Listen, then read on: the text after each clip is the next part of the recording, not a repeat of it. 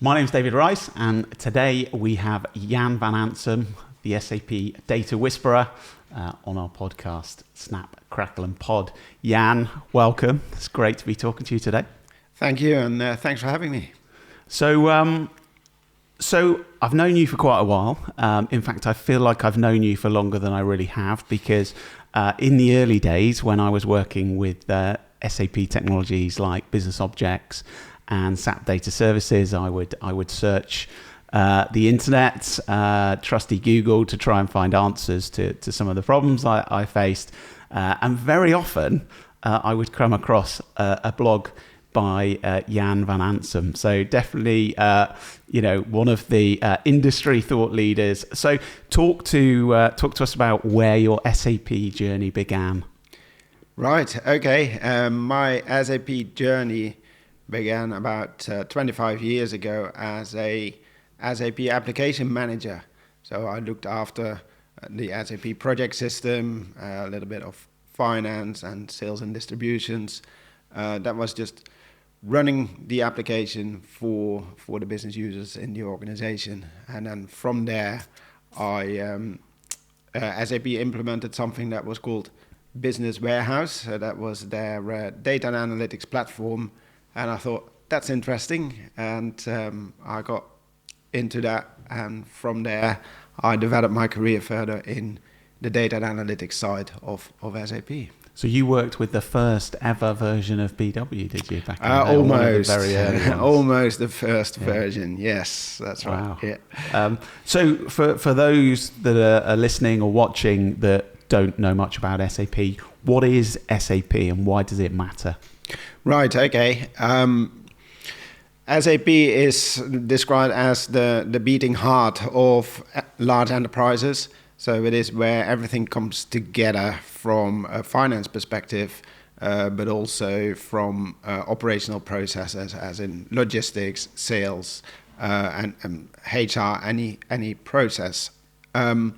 What that means is that when you come into a business and you open up a desktop, a computer, you not only see Windows as the most prevalent software, but there will be an icon on there for SAP as well. So most businesses run SAP, and in most business functions, SAP is used to record transactional data. SAP is very generic software.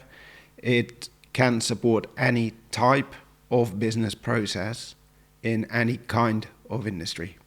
Fantastic. I think there's an interesting stat, isn't there? I think 92% of the world's transactions by value touch an SAP system at some point. Have I got that stat right? I don't know if you got the stat exactly right. I haven't got it here with me, but it is certainly somewhere in that region. And that is quite incredible to think of, that everything that is produced and everything that's sold, at some point there is a transaction somewhere in the journey that hits an SAP system. That's right. So looking back at the sort of history of the SAP, I guess specifically maybe let's focus on the analytics side. That's primarily what we do, right? How have you seen the market change? What is an interesting development is that when you look at data analytics, maybe 15 years ago, would focus very much on the data sitting in SAP, right? So there was quite a narrow scope, if you like. Although I just said that SAP can support every process in an organization, it doesn't mean that every piece of information ends in an SAP system, right? So every organization running SAP also have other cloud products, other databases, other applications, etc. Now, 10, 15, 20 years ago, the requirements for analytics were purely based on the data sitting in SAP.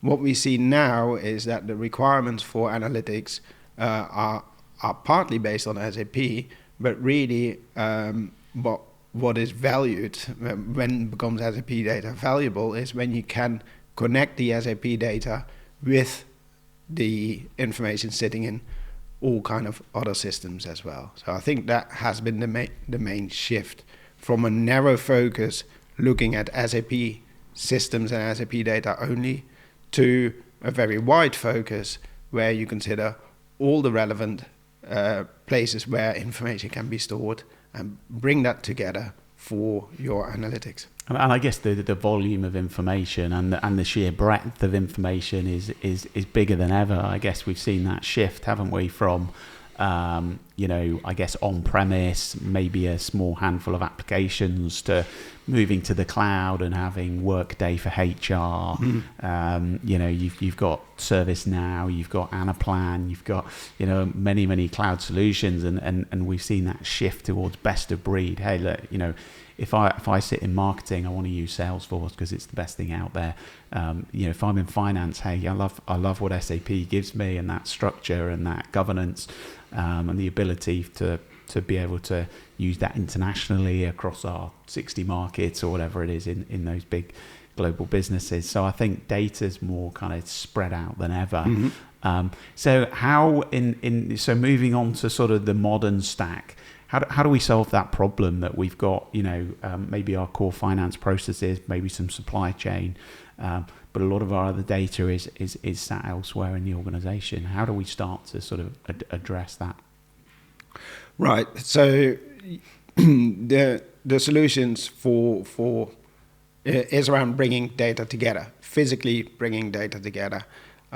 So when you have cloud solutions like SuccessFactors, like Salesforce, etc., and you have SAP, and you might have other ERP systems or other HR systems, the information needs to be brought together in one place, one cloud. When the data is brought together, you can then add meaningful links to the data and create a semantic layer on top of the data that helps users to understand what data they should be looking at if they want to know more about profitability, or if they want to more about efficiency in logistics, etc., etc. So bringing the data together in the cloud, that's the starting point, and then adding logical models and semantic layers to your data set. That is the key to running efficient analytics on SAP data and everything related to SAP data. And you talk about the cloud. So one of our partners is AWS. We're doing a bit of work with them at the moment around SAP, running SAP analytics workloads in the cloud. What are the benefits of platforms like AWS in terms of from an analytics perspective? The generic advantages of running in the cloud is the unlimited availability of sources. So you can scale up to whatever size you need.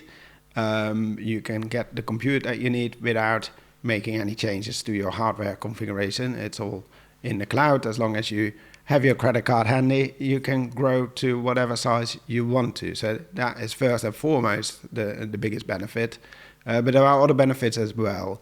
When you look at the cloud, there is a whole ecosystem in the cloud. So AWS is not just the database, right? It comes with all kind of cloud platform features as well, for machine learning, for analytics, for data quality management, for security. All those features are readily available for you, and you can start using them from day one.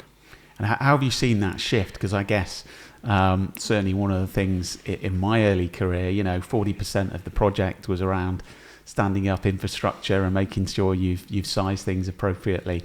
Have you seen that your role has I know your role has changed over time, but I guess the role of the data engineer, the data analyst, from doing all of those things, are you finding that there's more time to actually start to analyze the data and do more with it?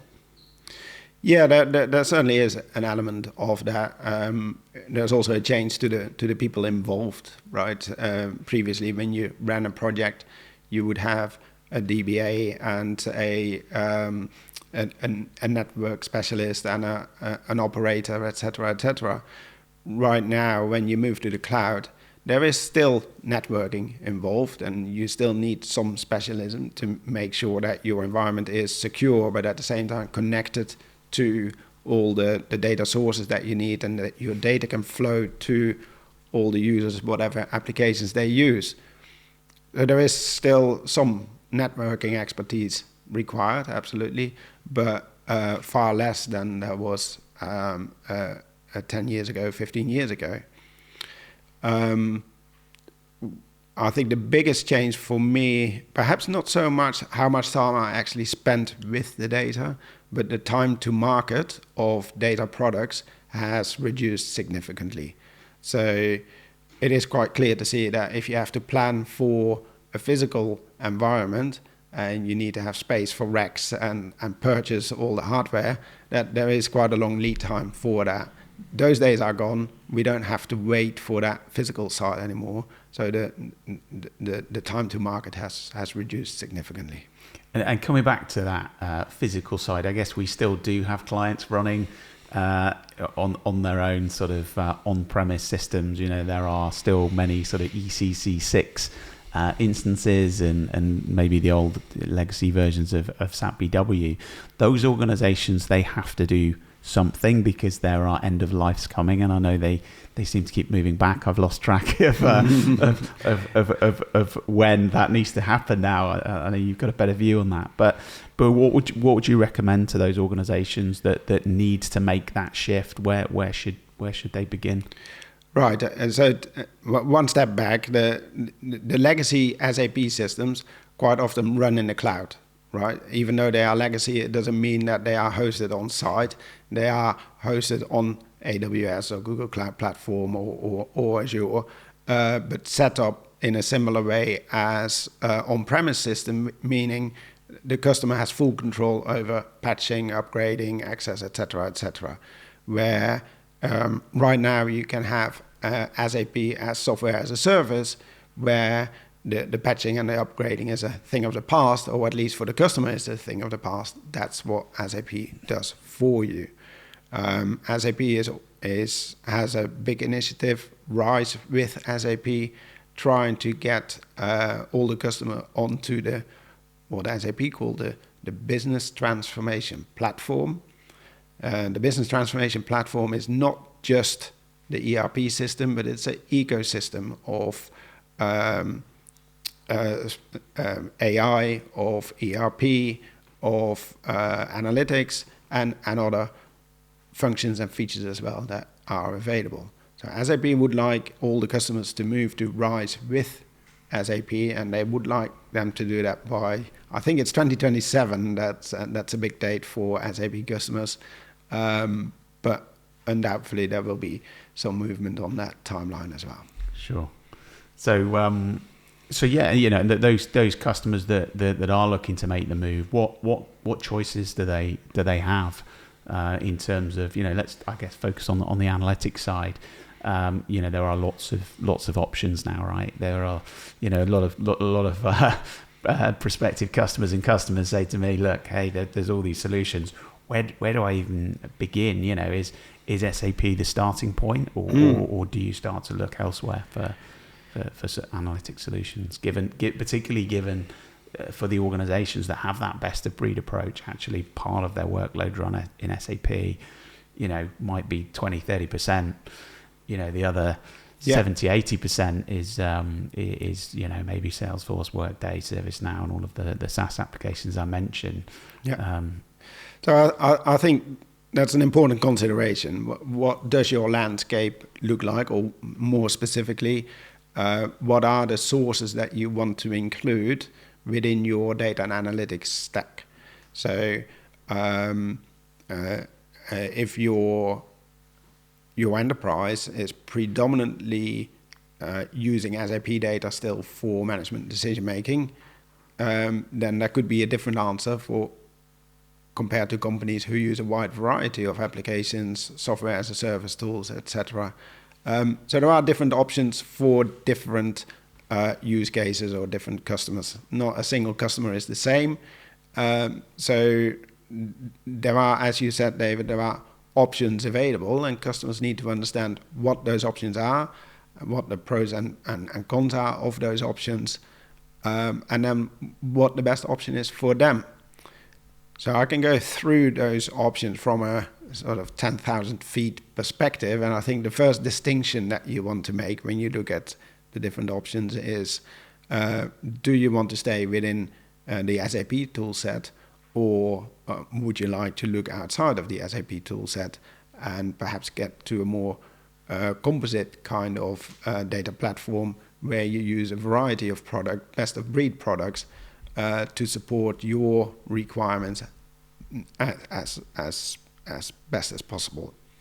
So within the SAP stack, things have actually become a little bit easier to explain. 3, 4, 5 years ago, there would have been 5 or 10 different products that you would consider from SAP. Today, there's only 2 products, and they are very much interlinked as well. So SAP offers the SAP Analytics Cloud, which is your BI platform, and then SAP offers the SAP DataSphere, which is your data and analytics platform, including functions for ETL, including functions for data quality management, etc. So that is SAP's offering.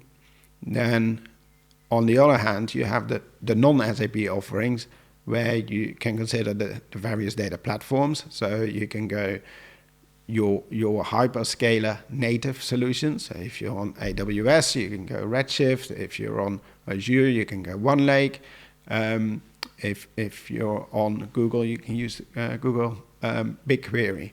Now, on top of that, there are considerations for other data platforms as well. So Snowflake, one of the very popular one that we often use with our customers as well, which can sit on any hyperscaler and is a very flexible, easy to manage data warehouse. So that would have the data warehouse function, and then on top of that, you have the other features or tools that you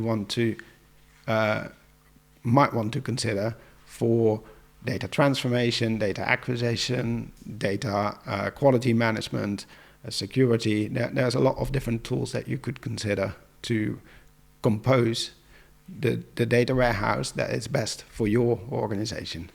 Absolutely. I guess it depends what the future state looks like and what the plans are, and I think one of the reasons we love Snowflake is because, they're bringing AI to the platform. You're able to build applications, so it goes much broader than, I guess, the data warehouse now. So the cloud data warehouse industry is about $5 billion industry. It's growing by about 20% every single year. What's driving that sort of crazy growth that we have seen and that we'll continue to see over the next few years? Well, then that is a question that I don't find easy to answer. What is driving the incredible growth in consumption on data warehouse? I think the realization that there is value in data wherever it comes from and wherever it's created. So any kind of process you go through, data is recorded, data is created, and you can benefit from understanding that data. You can see customer habits or machine application performance, etc. If you have the tools to analyze all that data, you can improve your business. You can perhaps save money by making more efficient processes, or reaching out to a wider audience if you understand your audience better. So I think what drives the growth is the improvements in the tool sets to quickly understand complex data, and AI feeds into that. One of the core features of AI is to help understand data that is too complex for us to analyze directly. And I think it's interesting. The last podcast with Dr. Isaac Benakiva, where we talked a little bit around, AI and being able to use unstructured data. And I think, that is going to drive crazy growth, isn't it? Because I think when you can start to pull in all your PDF documents and then use natural language to ask questions about them, I think certainly in terms of storage requirements, that's going to significantly change things. So I'm going to pivot a little bit now, Jan, and talk about... we know that you're very, very passionate about the environment and have a very sort of strong sense of purpose. Talk to me a little bit about that. How important is that for organizations to focus on the environment and operate in a purposeful and kind of meaningful way? It's important to me personally, so that aligns with my personal values. But also, I think enterprises should be very clear in saying that they don't do harm and they contribute to making the world a better place for everyone rather than just driving profit. And I think there is a genuine trend worldwide where people are consumers are more interested to that side of the story as well. So even if perhaps a more profit-driven organization could benefit from ensuring they have sustainable practices, for example, because if they don't, then they would perhaps rule out some of their potential customers. So not only is it doing the right thing, but being a good business is good for business, right? Right. So that certainly is part of that. So talking about my personal values, what I'm trying to achieve is a place where